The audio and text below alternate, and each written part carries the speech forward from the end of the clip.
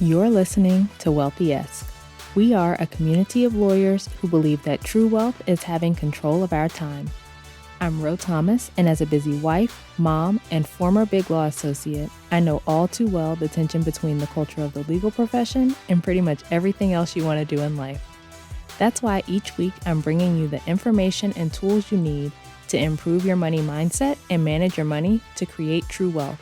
Because ultimately, it's not about the money. It's about the freedom and flexibility the money affords. Hey friend, welcome back to the show. I hope you're doing well and having an amazing day so far.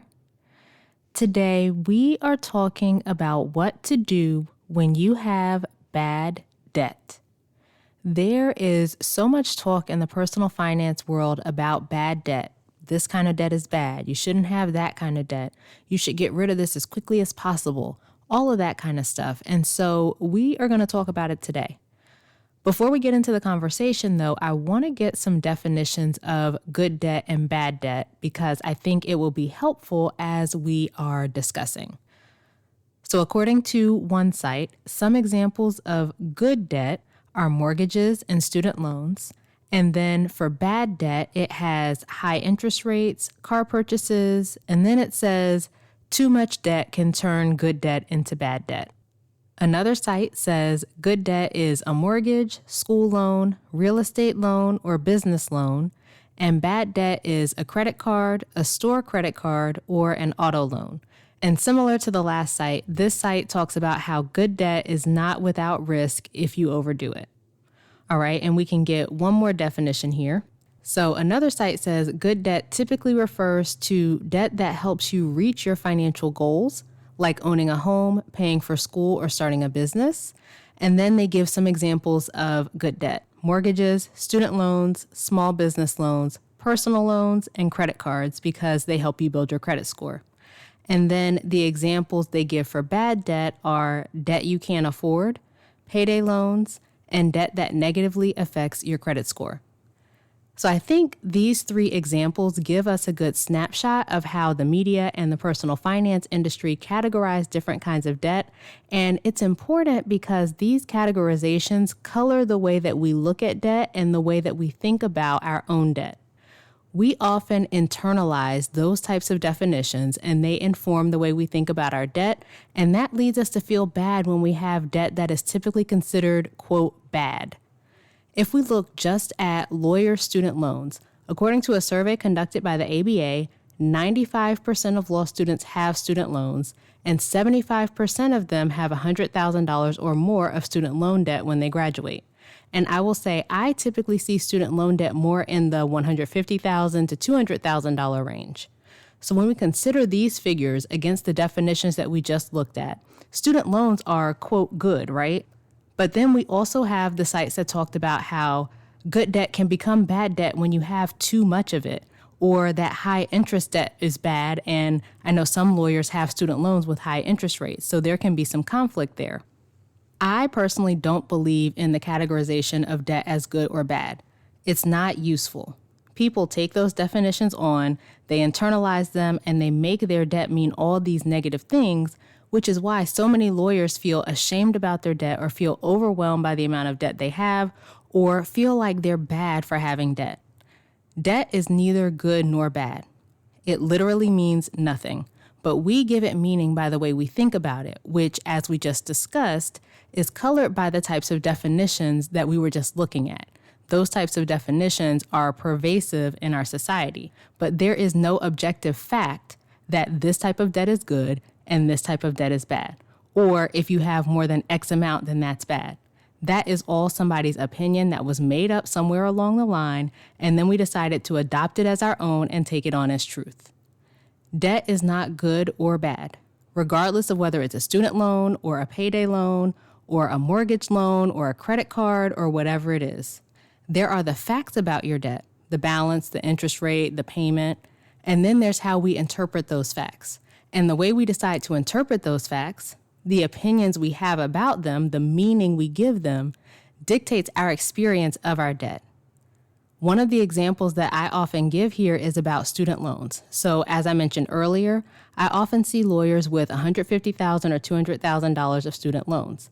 And many believe that that's just so much debt, and they often feel overwhelmed by it, and they feel hopeless. They feel like there's nothing they can do to get out of it, all of those kinds of things. But if you know my story, you know that my husband and I had over $670,000 of debt, and almost $500,000 of it was student loans. So when we got to the point that we were at 150 or 200, we were like, we're almost done. Like, this is amazing, right? The facts are the same. It's still $150,000 or $200,000 of debt, but we had a different view of that fact than many of my clients do. So getting into the main topic of our conversation, what do you do when you have bad debt? The answer is you think about it differently. You shift the way you look at your debt. You decide that your debt isn't good or bad. You decide that you're going to accept the amount of debt that you have and make a plan to get out of it. All of the extra beating yourself up and telling yourself you shouldn't have gotten into this mess and I can't believe I'm here and I'm bad for having debt, all of that is optional. You don't have to do any of that. When you think negatively about your debt and you think it's bad and all that, it only causes you to have a negative experience of it. It doesn't change the amount of debt you have. It doesn't magically make you have none because you tell yourself that you're bad for having it. It just makes you feel bad, which often leads to you avoiding the debt altogether rather than taking steps to pay it off. So instead, give yourself grace. I tell people all the time, whether you're thinking about debt or any other decision that you wish you had done differently, it's not fair for you now. With the benefit of full hindsight and knowing how everything turned out, it's not fair for you to judge that previous version of yourself who made the best decisions you could with the information you had at the time. Yes, maybe if you had known back then what you know now, you would have done some things differently, but you didn't know. And so now you're here, you're in this position, you can't go back in time and change it. All you can do is move forward. And you don't have to beat yourself up while you do that. You don't have to think about your debt in the way that mainstream society tells us that we should think about it. That is completely optional. You can choose to think about it differently. We focus so much on the negative side of debt, but what about the positive things that can come from it? When I think about my debt, it allowed me to go to school when I didn't have the money to go to school. It allowed me to pay for a car when I didn't have the money for a car. It allowed me to buy a house when I didn't have all the money to pay for a house. And even beyond this so-called good debt, I remember the very first time I carried credit card debt, it was because I hit a deer when I was in law school and I didn't have the money to pay for the repairs, so I put it on my credit card. I needed a car to be able to get around. I was like 3-4 hours away from home, and I didn't have the money to repair my car, so I put it on the credit card. I have put things for my business on my credit card and paid them off over time, but I don't make any of that mean anything bad about me. It doesn't have to be, quote, bad debt because some random person decided that credit card debt is bad debt. It can just be, I borrowed this money because I wanted to pay for this thing that I didn't have the money for at the time, and now I'm going to make a plan to pay it off. I think that's the key with all of it. Like, many people get into sticky situations with debt because they ignore it and they don't create a plan for paying it off. Just because I'm saying your debt isn't good or bad does not mean I'm saying it doesn't matter and you can just ignore it. Don't ignore your debt, regardless of whether it's student loans or a credit card or a personal loan or whatever.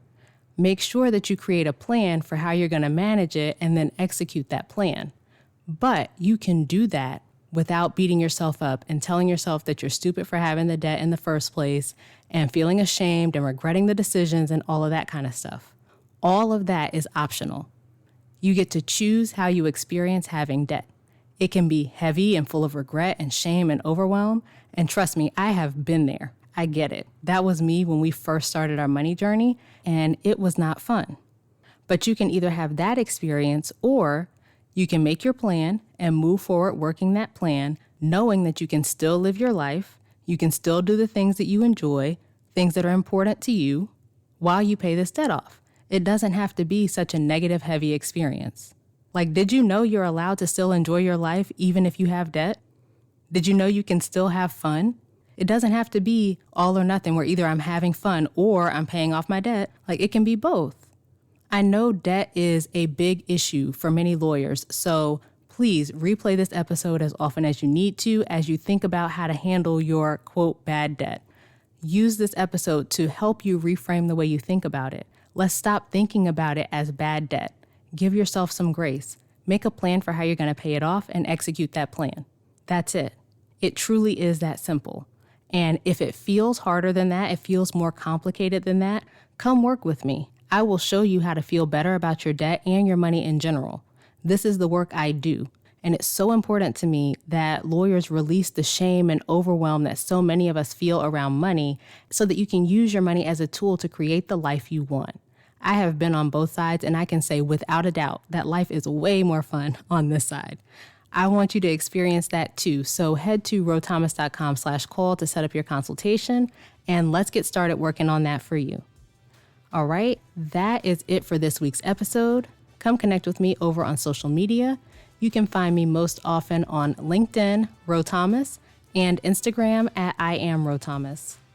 Subscribe to the show and leave a review, both of which help more people to find it. And take a second, think of a friend or two who could use this information and share the episode with them. As we close out, friend, I pray that you take the information you learn here, apply it in your life, and open up to the realization that wealth is available to you. As you do that consistently, week after week, you'll continue to take steps to regain control of your time, build wealth, and live the life of freedom and choice you deserve. Talk to you later.